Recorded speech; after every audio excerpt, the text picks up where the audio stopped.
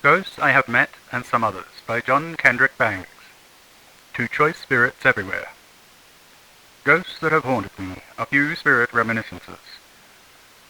If we could only get used to the idea that ghosts are perfectly harmless creatures who are powerless to affect our well-being unless we assist them by giving way to our fears, we should enjoy the supernatural exceedingly, it seems to me. Coleridge, I think it was once asked by a lady if he believed in ghosts, and he replied, "No, madam. I have seen too many of them," which is my case exactly. I have seen so many horrid visitants from other worlds that they hardly affect me at all, so far as the mere inspiration of terror is concerned.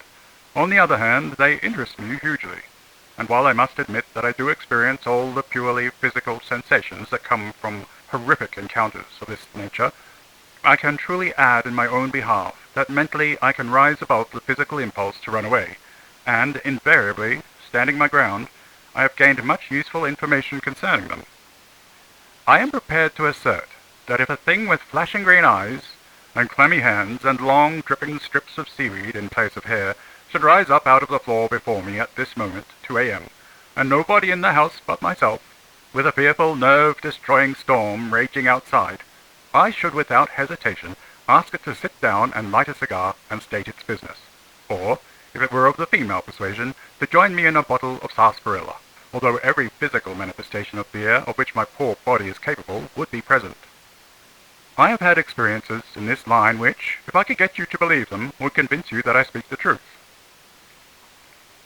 Knowing weak, suspicious human nature as I do, however, I do not hope ever to convince you, though it is none the less true that on one occasion, in the spring of 1895, there was a spiritual manifestation in my library which nearly prostrated me physically, but which mentally I enjoyed hugely, because I was mentally strong enough to subdue my physical repugnance for the thing, which suddenly, and without any apparent reason, materialized in my armchair.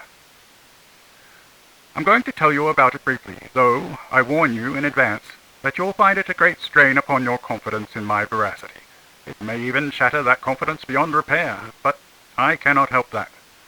I hold that it is a man's duty in this life to give to the world the benefit of his experience. All that he sees he should set down exactly as he sees it, and so simply, withal, that to the dullest comprehension the moral involved shall be perfectly obvious. If he is a painter, and an auburn-haired maiden appears to him to have blue hair, he should paint her hair blue, and just so long as he sticks by his principles and is true to himself, he need not bother about what you may think of him. So it is with me. My scheme of living is based upon being true to myself. You may class me with Baron Munchausen if you choose. I shall not mind, so long as I have the consolation of feeling, deep down in my heart, that I am a true realist, and diverge not from the paths of truth as truth manifests itself to me. This intruder of whom I was just speaking, the one that took possession of my armchair in the spring of 1895, was about as horrible a spectre as I have ever had the pleasure to have haunt me. It was worse than grotesque. It grated on every nerve. Alongside of it, the ordinary poster of the present day would seem to be as accurate in drawing as a bicycle map, and in its colouring it simply shrieked with discord. If colour had tones which struck the ear instead of appealing to the eye, the thing would have deafened me. It was about midnight when the manifestation first took shape.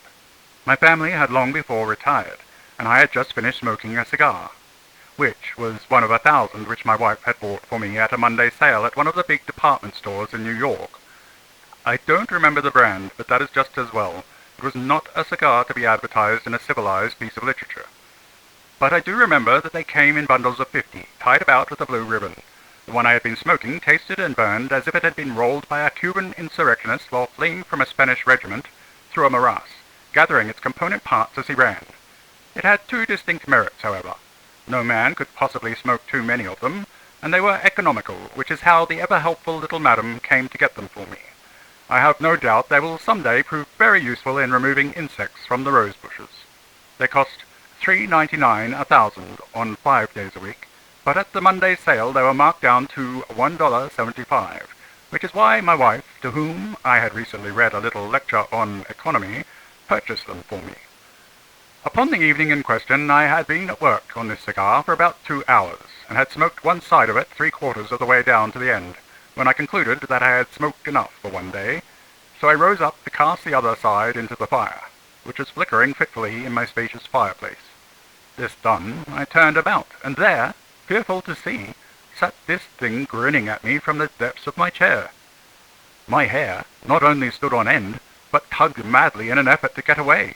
4 hairs, I can prove the statement if it be desired, did pull themselves loose from my scalp in their insane desire to rise above the terrors of the situation, and, flying upward, stuck like nails into the oak ceiling directly over my head, whence they had to be pulled the next morning with nippers by our hired man, who would no doubt testify to the truth of the occurrence, as I have asserted it, if he were still living, which, unfortunately, he is not.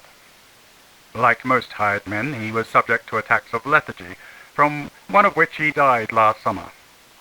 He sank into a rest about wheat time last June, and lingered quietly along for 2 months, and, after several futile efforts to wake him, we finally disposed of him to our town crematory for experimental purposes. I am told he burned very actively, and I believe it, for, to my certain knowledge, he was very dry, and not so green as some persons who had previously employed him affected to think. A cold chill came over me as my eye rested upon the horrid visitor, and noted the greenish depths of his eyes and the claw-like formation of his fingers, and my flesh began to creep like an inchworm. At one time I was conscious of 8 separate corrugations on my back, and my arms goose-fleshed until they looked like one of those miniature plaster casts of the Alps which are so popular in Swiss summer resorts. But mentally I was not disturbed at all. My repugnance was entirely physical, and to come to the point at once, I calmly offered the spectre a cigar, which it accepted, and demanded a light. I gave it, nonchalantly lighting the match upon the goose-fleshing of my wrist.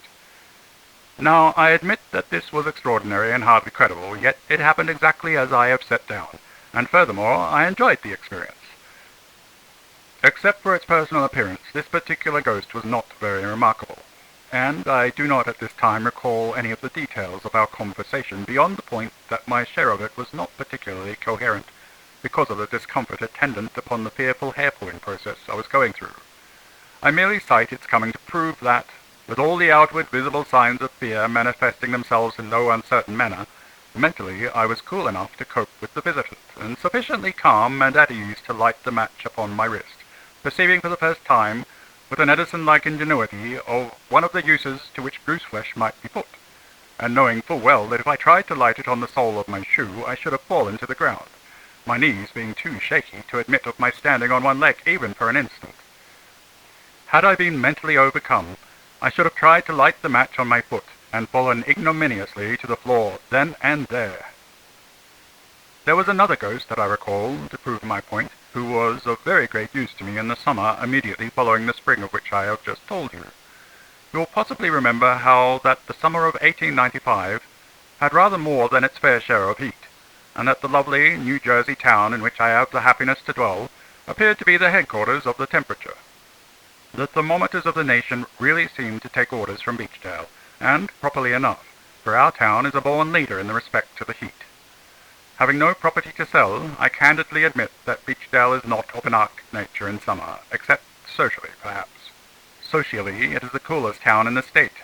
But we are, at this moment, not discussing cordiality, fraternal love, or the question raised by the Declaration of Independence as to whether all men are born equal. The warmth we have in hand is what the old lady called Fahrenheit, and from a thermometric point of view, Beechdale, if I may be a trifle slangy, as I sometimes am, has heat to burn. There are mitigations of this heat, it is true, but they generally come along in winter. I must claim in behalf of my town that never in all of my experience have I known a summer so hot that it was not, sooner or later, by January anyhow, followed by a cool spell. But in the summer of 1895 even the real estate agents confessed that the cold wave announced by the Weather Bureau at Washington summered elsewhere, in the tropics perhaps, but not at Beechdale. One hardly dared take a bath in the morning for fear of being scalded by the fluid that flowed from the cold water faucet. Our reservoir is entirely unprotected by shade trees, and in summer a favorite spot for young Waltons who like to catch bass already boiled. My neighbors and myself lived on cracked ice cream, and destructive cold drinks. I do not myself mind hot weather in the daytime, but hot nights are killing. I can't sleep. I toss about for hours, and then, for the sake of variety, I flop. But sleep cometh not. My debts double, and my income seems to sizzle away under the influence of a hot, sleepless night, and it was just here that a certain awful thing saved me from the insanity which is a certain result of parboiled insomnia. It was about the 16th of July which, as I remember reading in an extra edition of the Evening Bun, got out to mention the fact, was the hottest 16th of July known in 38 years. I had retired at 7:30 after dining lightly upon a cold salmon and a gallon of iced tea, not because I was tired, but because I wanted to get down to first principles at once, and remove my clothing, and sort of spread myself over all the territory I could, which is a thing you can't do in a library, or even in a white and gold parlour. If a man were constructed like a machine, as he really ought to be strictly comfortable, a machine that could be taken apart like an 8-day clock, I should have taken myself apart, putting one section of myself on the roof, another part in the spare room, hanging a third on the clothesline in the yard, and so on, leaving my head in the icebox. But unfortunately we have to keep ourselves together in this life, hence I did the only thing one can do, and retired, and incidentally spread myself over some freshly baked bed-clothing. There was some relief from the heat, but not much. I had been roasting, and while my sensations were somewhat like those which I imagine come to a planked shad when he first finds himself spread out over the plank, there was a mitigation. My temperature fell off from 167 to about 163, which is not quite enough to make a man absolutely content. Suddenly, however, I began to shiver. There was no breeze, but I began to shiver. It is getting cooler, I thought, as the chill came on, and I rose and looked at the thermometer. It still registered the highest possible point, and the mercury was rebelliously trying to break through the top of the glass tube and take a stroll on the roof. "That's queer," I said to myself. "It's as hot as ever, and yet I'm shivering. I wonder if my goose is cooked. I've certainly got a chill." I jumped back into bed and pulled the sheet up over me, but still I shivered. Then I pulled the blanket up, but the chill continued. I couldn't seem to get warm again. Then came the counterpane, and finally I had to put on my bathrobe, a fuzzy woolen affair which in midwinter I had sometimes found too warm for comfort. Even then I was not sufficiently bundled up, so I called for an extra blanket, 2 afghans, and the hot water bag. Everybody in the house thought I had gone mad, and I wondered myself if perhaps I hadn't, when all of a sudden I perceived off in the corner the awful thing, and perceiving it, I knew all. I was being haunted, and the physical repugnance of which I have spoken was on. The cold shiver, the invariable accompaniment of the ghostly visitant, had come, and I assure you I never was so glad of anything in my life. It has always been said of me by my critics that I am raw. I was afraid that after that night they would say I was half-baked, and I would far rather be the one than the other, and it was the awful thing that saved me. Realizing this, I spoke to it gratefully. "You are a heaven-born gift on a night like this," said I, rising up and walking to its side. "I am glad to be of service to you," the awful thing replied, smiling at me so yellowly that I almost wished the author of the Blue Button of Cowardice could have seen it. "It's very good of you," I put in. "Not at all," replied the thing. "You are the only man I know who doesn't think it necessary to prevaricate about ghosts every time he gets an order for a Christmas story. There have been more lies told about us than about any other class of things in existence, and we are getting a trifle tired of it. We may have lost our corporeal existence, but some of our sensitiveness still remains." "Well," said I, rising and lighting the gas logs, for I was on the very verge of congealment, "I am sure I am pleased if you like my stories." "Oh, as for that, I don't think much of them," said the awful thing, with a purple display of candour which amused me, although I cannot say that I relished it. "But you never lie about us. You are not at all interesting. But you are truthful, and we spooks hate libelers. Just because one happens to be a thing is no reason why writers should libel it, and that's why I have always respected you. We regard you as a sort of spook Boswell. You may be dull and stupid, but you tell the truth, and when I saw you in imminent danger of becoming a mere grease spot, owing to the fearful heat, I decided to help you through. That's why I'm here. Go to sleep now. I'll stay here and keep you shivering until daylight anyhow. I'd stay longer, but we are always late at sunrise." "Like an egg," I said sleepily. "Tut," said the ghost. "Go to sleep. If you talk, I'll have to go." And so I dropped off to sleep as softly and as sweetly as a tired child. In the morning I awoke refreshed. The rest of my family were prostrated, but I was fresh.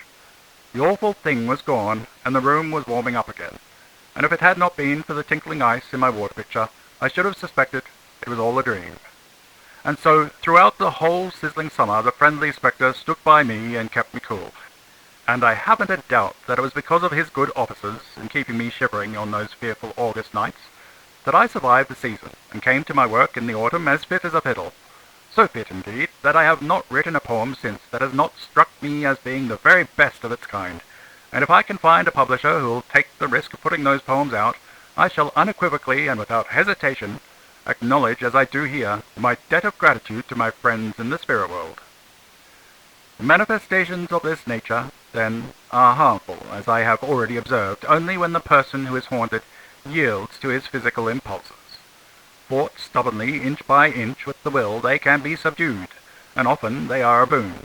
I think I have proved both these points. It took me a long time to discover the facts, however, and my discovery came about in this way. It may perhaps interest you to know how I made it. I encountered at the English home of a wealthy friend at one time a presence of an insulting turn of mind. It was at my friend Jarley's little baronial hall, which he had rented from the Earl of Brokedale the year Mrs. Jarley was presented at court. The Countess of Brokedale's social influence went with the chateau for a slightly increased rental, which was why the Jarleys took it. I was invited to spend a month with them, not so much because Jarley is fond of me, as because Mrs. Jarley had a sort of an idea that, as a writer, I might say something about their newly acquired glory in some American Sunday newspaper, and Jarley laughingly assigned to me the haunted chamber, without at least one of which no baronial hall in the old country is considered worthy of the name. "It will interest you more than any other," Jarley said, "and if it has a ghost, I imagine you'll be able to subdue him."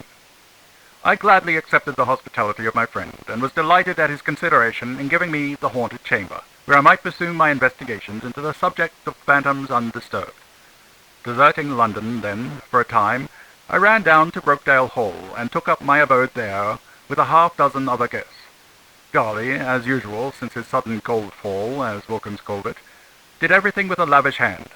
I believe a man could have got diamonds on toast if he had chosen to ask for them. However, this is apart from my story. I had occupied the haunted chamber about 2 weeks before anything of importance occurred, and then it came, and a more unpleasant, ill-mannered spook never floated in the ether. He materialized about 3 a.m., and was unpleasantly sulphurous to one's perceptions. He sat upon the divan in my room, holding his knees in his hands, leering and scowling upon me as though I were the intruder and not he. "Who are you?" I asked excitedly, as in the dying light of the log fire he loomed grimly up before me. "None of your business," he replied insolently, showing his teeth as he spoke. "On the other hand, who are you? This is my room and not yours, and it is I who have the right to question. If you have any business here, well and good. If not, you will oblige me by removing yourself, for your presence is offensive to me." "I am a guest in this house," I answered, restraining my impulse to throw the inkstand at him for his impudence, "and this room has been set apart for my use by my host." "One of the servants' guests, I presume," he said insultingly, his lividly lavender-like lip upcurling into a haughty sneer, which was maddening to a self-respecting worm like myself. I rose up from my bed and picked up the poker to bat him over the head, but again I restrained myself. It will not do to quarrel, I thought. I will be courteous if he is not, thus giving a dead Englishman a lesson which wouldn't hurt some of the living. "No," I said, my voice tremulous with wrath. "No, I am the guest of my friend Mr. Jarley, an American who—" "Same thing," observed the intruder with a yellow sneer. "Race of low-class animals, those Americans. Only fit for gentlemen's stables, you know." This was too much. A ghost may insult me with impunity, but when he tackles my people he must look out for himself. I sprang forward with an ejaculation of wrath, and with all my strength struck at him with the poker, which I still held in my hand. If he had been anything but a ghost, he would have been split vertically from top to toe. But as it was, the poker passed harmlessly through his misty makeup, and rent a great gash 2 feet long in Jarley's divan. The yellow sneer faded from his lips, and a maddening blue smile took its place. "Humph," he observed nonchalantly. "What a useless ebullient, and what a vulgar display of temper. Really, you are the most humorous insect I have encountered. From what part of the States do you come? I am truly interested to know in what kind of soil exotics of your particular kind are cultivated. Are you a part of the fauna or flora of your tropical states, or what?" And then I realized the truth. There is no physical method of combating a ghost which can result in his discomfiture, so I resolved to try the intellectual. It was a mind-to-mind contest, and he was easy prey after I got going. I joined him in his blue smile, and began to talk about the English aristocracy, for I doubted not, from the spectre's manner, that he was or had been one of that class. He had about him that haughty lack of manners which bespoke the aristocrat. I waxed very eloquent when, as I say, I got my mind really going. I spoke of kings and queens and their uses in no uncertain phrases, of divine right, of dukes, earls, marquises, of all the pompous establishments of British royalty and nobility, with that contemptuously humorous tolerance of a necessary and somewhat amusing evil which we find in American comic papers. We had a battle royale for about 1 hour, and I must confess he was a foeman worthy of any man's steel, so long as I was reasonable in my arguments. But when I finally observed that it wouldn't be 10 years before Barnum and Bailey's greatest show on earth had the whole lot engaged for New York circus season, stalking about the Madison Square Garden area with the Prince of Wales at the head beating a tom-tom, he grew iridescent with wrath, and fled madly through the wainscoting of the room. It was purely a mental victory. All the physical possibilities of my being would have exhausted themselves futilely before him, but when I turned upon him the resources of my fancy, my imagination unrestrained, and held back by no sense of responsibility, he was as a child in my hands, obstreperous but certain to be subdued. If it were not for Mrs. Jarley's wrath, which I admit she tried to conceal, over the damage to her divan, I should now look back upon that visitation as the most agreeable haunting experience of my life. At any rate, it was at that time that I first learned how to handle ghosts, and since that time I have been able to overcome them without trouble, save in one instance, with which I shall close this chapter of my reminiscences, and which I give only to prove the necessity of observing strictly one point in dealing with spectres. It happened last Christmas, in my own home. I had provided as a little surprise for my wife a complete new solid silver service, marked with her initials. The tree had been prepared for the children, and all had retired save myself. I had lingered later than the others to put the silver service under the tree, where its happy recipient would find it when she went to the tree with the little ones the next morning. It made a magnificent display. The 2 dozen of each kind of spoon, the forks, the knives, the coffee-pot, water urn, and all, the salvers, the vegetable dishes, olive forks, cheese scoops, and other dazzling attributes of a complete service, not to go into details, presented a fairly scintillating picture which would have made me gasp if I had not, at the moment when my own breath began to catch, heard another gasp in the corner immediately behind me. Turning about quickly to see whence it came, I observed a dark figure in the pale light of the moon which streamed in through the window. "Who are you?" I cried, starting back, the physical symptoms of a ghostly presence manifesting themselves as usual. "I am the ghost of one long gone before," was the reply in sepulchral tones. I breathed a sigh of relief, for I had, for a moment, feared it was a burglar. "Oh," I said, "you gave me a start at first. I was afraid you were a material thing come to rob me." Then, turning towards the tree, I observed, with a wave of the hand, "Fine layout, eh?" "Beautiful," he said hollowly, "yet not so beautiful as things I've seen in realms beyond your ken." Then he set about telling me of the beautiful gold and silverware they used in the Elysian fields, and I must confess Monte Cristo would have had a hard time, with Sinbad the sailor to help, to surpass the picture of royal magnificence the spectre drew. I stood enthralled, until, even as he was talking, the clock struck 3, when he rose up, and moving slowly across the floor, barely visible, murmured regretfully that he must be off, with which he faded away down the back stairs.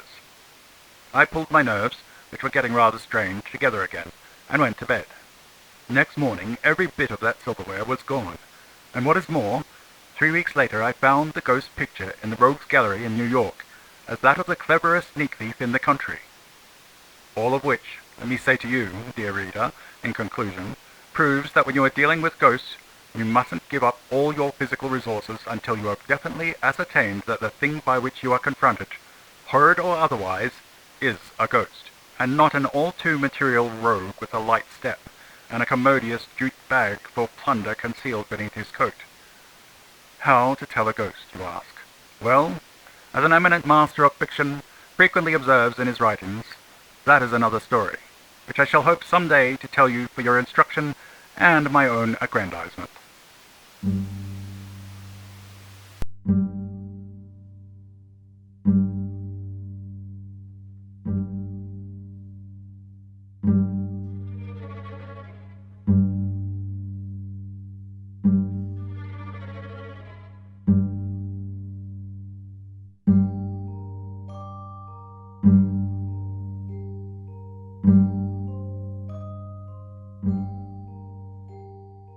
𝚤